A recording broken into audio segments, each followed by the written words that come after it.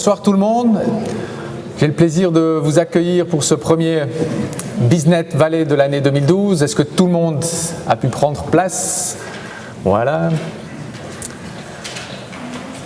Tout d'abord, j'aimerais vous remercier pour votre présence au nom de la HECSO Valais et de la Banque cantonale du Valais qui s'associent pour ces events qu'on a appelés les Business Valley et qu'on fait maintenant depuis plus de 5 ans dans une coopération entre la banque et notre école. Donc encore un grand merci à nos deux directions pour le soutien à ces events. Aujourd'hui, le sujet, c'est comment gérer la crise. Un sujet pas facile, on va voir qu'il y a différents types de crises. Comment gérer? Est-ce qu'il y a vraiment des outils pour aider à la gestion de la crise quand une entreprise, une PME est touchée par le franc fort, par une votation populaire, par une nouvelle loi? On va essayer d'aborder ça, notamment au travers de témoignages. Je remercie déjà d'avance le directeur de Sécufor, Alain Frimé, Monsieur Mirko Coltro de la banque, de la banque. Il y a aussi la banque Migros, mais Migros Valais. Et Alexandre Latry qui vient de Crans-Montana des remontées mécaniques, ainsi que Benoît Gollet du ID Center au Technopole. Donc un grand merci pour leur témoignage. Oups là, j'ai tiré un peu trop sur le fil. Voilà. Il ne tient pas. Il ne tient pas. Non, c'est pas grave. Ok, on va faire attention. J'ai fait attention de ne pas tirer dessus.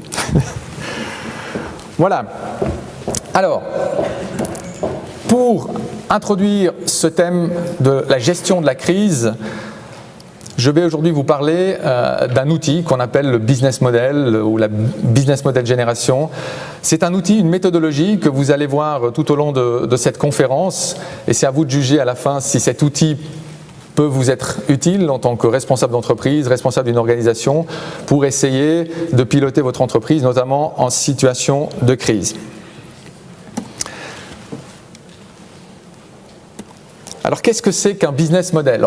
Aujourd'hui, vous allez souvent m'entendre parler de ce terme, business model. Vous avez aussi cette petite feuille devant vous, cette feuille A4, vous allez la voir à plusieurs reprises durant cette conférence. Et vous allez voir qu'on a fait beaucoup de choses pour une simple petite feuille comme ça. Depuis 2 ans, c'est une méthodologie qui révolutionne un peu la manière de piloter les entreprises et les PME à travers le monde, puisque cette méthodologie est devenue un best-seller et je vais essayer de vous la présenter de la manière la plus pratique ce soir. Alors, le concept du jour, business model, modèle de business, modèle d'affaires, modèle économique. Est-ce que tout ça c'est la même chose ou au contraire se cache là derrière des finesses? Et en réalité, on utilise ces termes de façon, on va dire souvent on a l'impression de parler d'autre chose, mais tout ça veut dire la même chose. Le modèle, que l'on parle de modèle d'affaires, de modèle économique ou business model, on parle d'une seule et même chose. Donc, peut-être que durant la soirée, je vais parler de modèle d'affaires, de business model, de modèle économique. Quelque part, c'est tout le temps le même terme. Pour définir une fois ce terme, on va dire que le modèle économique décrit les principes selon lesquels une organisation crée et délivre et capture de la valeur. Ce qui est plus délicat, quand on parle de business model, si on dit le modèle d'affaires d'une entreprise, c'est capter la valeur, c'est les principes à travers lesquels une entreprise crée de la valeur et la capture, il est plus délicat de voir un petit peu la différence entre le modèle, le business plan, et on parle aussi de business stratégie. Alors, pour avoir une image, j'ai pris l'image du moteur. Il faut vous dire que le business model, c'est le moteur. C'est là où j'ai le plus d'influence en tant qu'entrepreneur, en tant que gestionnaire, sur le moteur de mon entreprise, de ma PME. Là-dessus va venir s'ajouter la planification financière, les moyens. On va créer une équipe, on va mettre en place des ressources, on va alimenter ça, si possible, par des revenus. Donc on va mettre du fuel dans le moteur. Il faut activer ce moteur, il faut le faire tourner et on va essayer d'avoir une performance sur ce moteur en fonction des ressources qui vont être mises à disposition et aussi des revenus qu'on va pouvoir générer. Est-ce qu'on va pouvoir faire tourner ce moteur de façon efficace? La dernière couche, c'est la stratégie. Il ne suffit pas d'avoir un bon moteur, d'avoir une bonne équipe, d'avoir les meilleures ressources, d'avoir le bon carburant. Il reste toujours l'environnement dans lequel vous êtes. Il y a un environnement compétitif, stratégique, il y a d'autres qui construisent des moteurs, vous êtes dans une course, autour de vous il y a d'autres pilotes, il y a des situations peut-être délicates, une piste mouillée.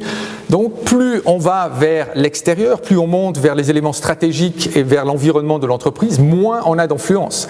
Vous ne savez pas ce que les autres font, vous ne savez pas quel moteur ils ont construit, vous ne savez pas quelle stratégie de course ils ont. Donc au niveau de la stratégie, c'est là où on n'a pas d'influence sur tout ce qui nous entoure. Le moteur, on peut le construire, il peut être performant, mais on peut aussi perdre la course en raison d'une mauvaise stratégie ou un changement d'environnement qu'on n'avait pas prévu, un changement qui peut être des fois radical. Donc voilà un petit peu pour poser ces trois éléments. Pour la suite, on va donc se concentrer sur le moteur. Le moteur dans son environnement, et le moteur, une des sources pour ce soir, c'est ce bouquin, ce livre, Business Model Generation, qui existe maintenant depuis 2 ans en anglais et depuis une année en français, et c'est devenu vraiment un best-seller au niveau des écoles de gestion, mais aussi au niveau des consultants et des entreprises qui veulent travailler sur leur modèle d'affaires. Et donc tout ce que je vais vous dire fait référence à cette méthodologie qui est notamment originaire de Lausanne, puisque le professeur Pigneur est toujours professeur en HEC Lausanne, et Osterwalder, c'était un de ses doctorants. Donc qu'est-ce que c'est que cet outil Business Model Generation? Cet outil, il est assez simple, il se dit: par rapport à une situation donnée d'une entreprise, il y a toujours 4 questions simples, et dans les affaires, il y a 2 phases principales. La première question, c'est qu'est-ce qu'on fait? Vers qui on va offrir quelque chose? Comment on le fait? Et combien ça coûte et combien ça rapporte? Donc 4 questions toutes simples. 2 faces du business. À droite, on recherche de la valeur, on veut créer de la valeur. Et à gauche, on recherche l'efficacité pour créer cette valeur. Donc cet outil, cette boîte à outils qu'on a appelé le business model, le modèle d'affaires ou le canevas du modèle d'affaires, il est basé maintenant sur 9 blocs. Le segment de la clientèle, la proposition de valeur, les canaux de distribution, la relation client. Ça, c'est pour la partie recherche de valeur. Et bien sûr, si on trouve notre clientèle, si on a la bonne proposition de valeur, on va générer des revenus. De l'autre côté, on va devoir faire appel à des ressources clés, des activités clés, des partenariats, et on a une structure de coûts. Donc voilà, tout simplement, l'outil se résume à 7 pages à 4, 9 blocs, et c'est ce qu'on appelle aujourd'hui la méthodologie Business Model Generation ou Business Model Canva. On trouve aussi des fois la notion de matrice de modèle d'affaires pour parler de cet outil à 9 blocs. Maintenant, qu'est-ce qu'on peut faire avec ces 9 blocs? C'est bien joli d'avoir une page à 4, 9 blocs vides. Vous allez me dire comment on peut travailler là-dessus et essayer, par exemple, de réagir face à une crise ou de faire évoluer son entreprise ou faire évoluer son modèle d'affaires. Donc ce canevas, cette matrice ou ce modèle, si on veut, il est aussi très orienté. Cette méthodologie, elle a eu beaucoup de succès puisqu'ils ont mis en avant ce qu'on appelle la pensée visuelle, essayer de pouvoir mettre d'accord les cadres d'entreprise ou des employés sur les éléments clés du modèle d'affaires en essayant de travailler sur l'aspect visuel. Donc vous allez voir beaucoup de choses visuelles ce soir quand on va représenter ces 9 blocs du canevas ou de la matrice du modèle d'affaires. Alors c'est vrai qu'ici c'est un petit exemple, on dit généralement une image vaut bien mieux que plusieurs mots. Alors c'est clair que si je vais vous expliquer le problème que j'ai eu chez le coiffeur il y a 2 jours avec un problème de teinture, c'est peut-être plus simple d'avoir une image que de commencer à expliquer tout ça en termes de texte. Donc une des méthodologies qui accompagne la réflexion du modèle d'affaires, c'est cette pensée visuelle. Alors quand on dit visuel, on pense à des dessins, on pense à des descriptifs. Donc on va aussi travailler sur la visualisation de cette page, de ce modèle d'affaires, en travaillant sur des dessins. Donc une des manières, c'est de dessiner son modèle d'affaires, par exemple. On peut le dessiner. Alors ici, si je vous donne cet exemple, je pense que vous allez très vite reconnaître à quoi on fait allusion. De quel modèle d'affaires on parle, un modèle d'affaires bien connu, qui est celui d'Apple, où on va pouvoir, de manière... En une seule image, l'idée c'est en une seule image, est-ce que j'arrive à capter l'essentiel de mon entreprise? Et avec cette image, est-ce que je peux la modifier en fonction d'un choc qui pourrait venir de l'environnement extérieur, une crise, et très rapidement, visuellement, dire où est-ce que va venir le choc? Donc à un moment donné, si on prend juste le modèle de revenu d'Apple, on a d'un côté un modèle de revenu qui est sur des objets et un côté le modèle de revenu qui est sur la distribution de musique, la distribution d'applications. Et on voit qu'à un moment donné, pour Apple, il y a eu un choc très, très violent dans les années 90, à la fin des années 90, fin des années 90, 95, on va dire, ils étaient proches de la faillite. Hein, la petite mallette à revenus, là-bas à droite, elle était quasiment vide. Il n'y avait plus de ventes dans le domaine, notamment des PC et des tablettes qu'ils avaient déjà essayé de lancer à l'époque. Et ensuite, ils ont travaillé sur leur modèle d'affaires, ils ont complètement modifié, créé une nouvelle offre et travaillé beaucoup maintenant sur des revenus qui sont plus uniquement liés à du matériel, mais liés notamment à la distribution de musique. Et aujourd'hui, gentiment, eh ben, la bourse qui est à gauche, elle est en train de dépasser même la vente de matériel. Donc ça, c'est une manière de visualiser son modèle d'affaires. Une autre manière de visualiser ce canevas, c'est de travailler avec des post-it. On va le voir après dans les exemples que j'ai préparés. C'est souvent la manière la plus simple de travailler avec le responsable d'une PME ou d'une start-up, c'est de travailler avec des post-it et d'essayer de remplir ce canevas à l'aide de post-it. Donc ici, c'est un exemple connu de Skype. On ne va pas aller en détail sur ce modèle d'affaires, mais c'est une autre manière de visualiser et d'avoir très rapidement l'essentiel du modèle d'affaires en 9 blocs. Donc d'une fois qu'on a fait un premier canevas, on a une première image de son modèle d'affaires, on va faire ce qu'on appelle du design, on va essayer de le modifier en fonction des événements, en fonction de ce qui peut se passer dans l'environnement. Donc on va devoir l'évaluer et on peut l'évaluer notamment en fonction d'une crise qui peut se produire. Donc les éléments, la méthodologie pour évaluer et pour ensuite designer ou refaire son modèle d'affaires, elle passe par ces 5 étapes clés. Et les 2 premières sont essentielles, c'est mobiliser les ressources à l'intérieur de l'entreprise, des cadres, des employés pour comprendre où on est ou comprendre où on veut aller. Et ensuite, on peut travailler sur éventuellement un redesign ou une refonte de son modèle d'affaires. Ensuite, il faut le mettre en œuvre et le gérer.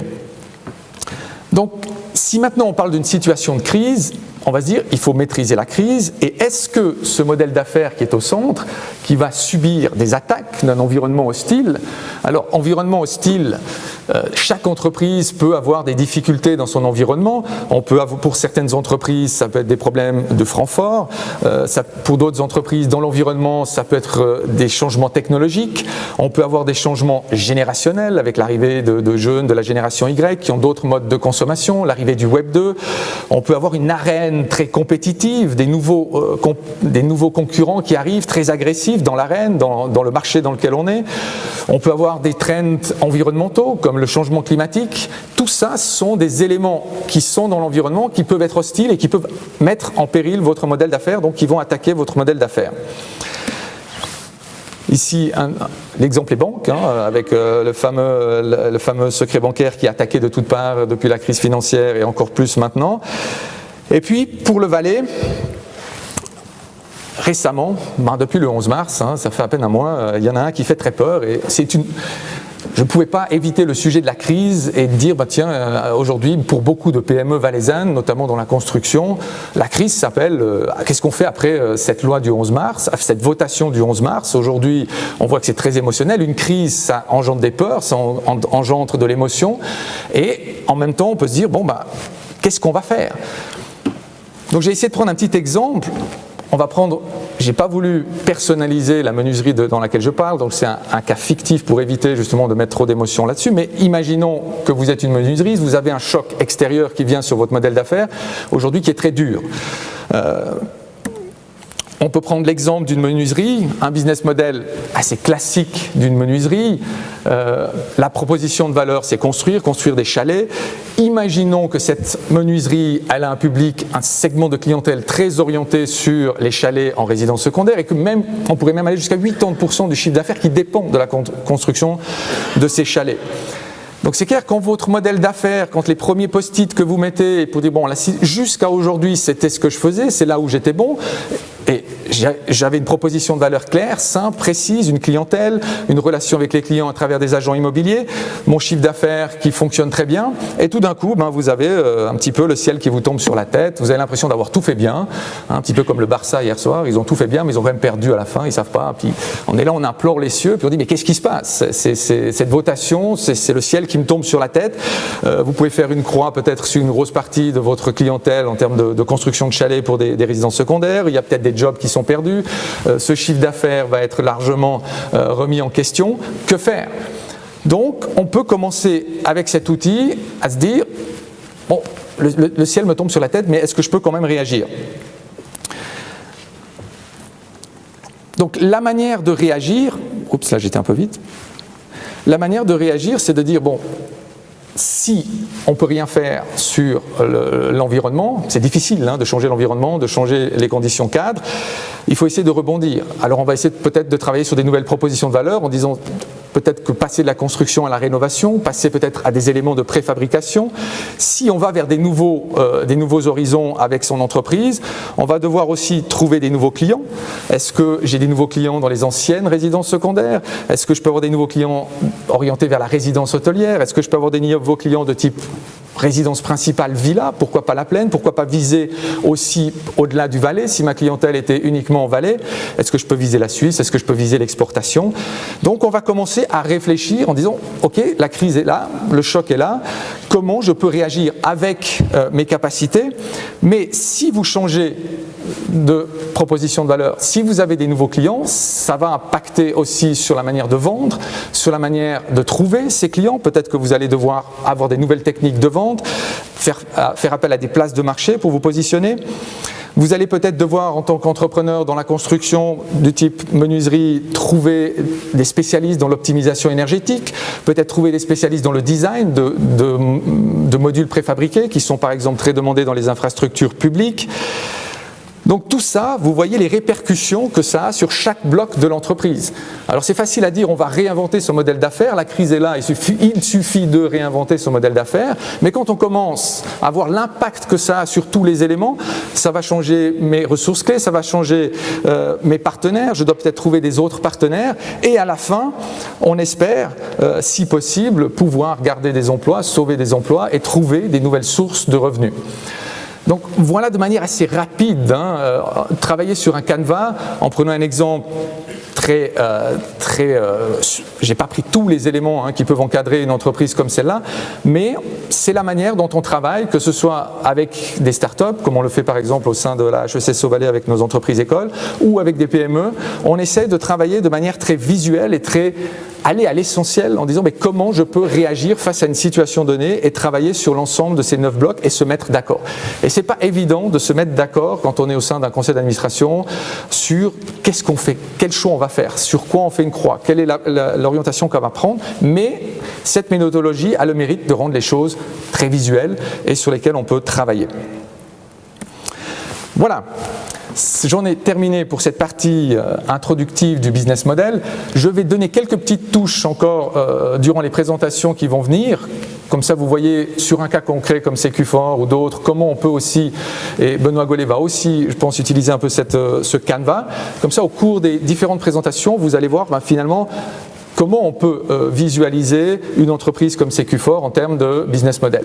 Et les petites feuilles que vous avez devant vous, vous pouvez vous-même vous amuser avec des post-it et dire mais tiens, si maintenant en 10 post-it je dois décrire mon business model, quelle est l'essence même de mon modèle d'affaires, ça vous permet aussi de vous entraîner un petit peu. Voilà.